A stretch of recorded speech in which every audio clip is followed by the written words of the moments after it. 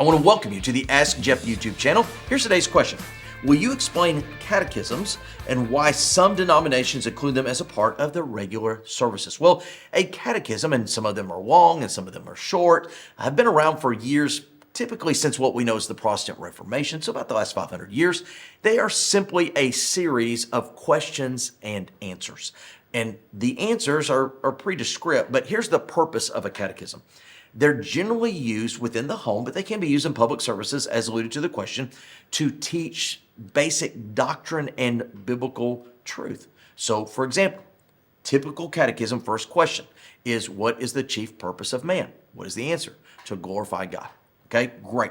Now, some catechisms have another 472 questions that are after that, and the whole purpose is to teach biblical doctrine in a very truthful and systematic way. So why would a denomination or a local church utilize a catechism? Well, I don't know about you, but I grew up in church in the 70s with what we called responsive readings. You say, what is a responsive reading?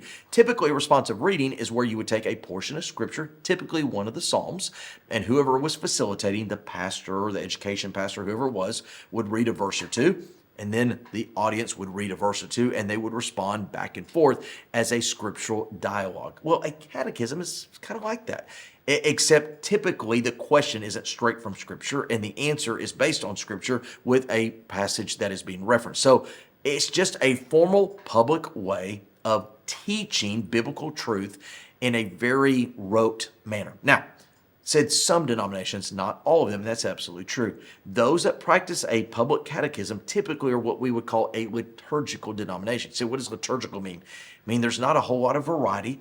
It's pretty much what you would expect week in and week out, whether it be the responsive readings, the catechisms, the verses that are read, the songs that are sung, etc. You might say just a tad bit more formal, but at the end of the day, here's the beautiful thing about a catechism. They teach biblical truth.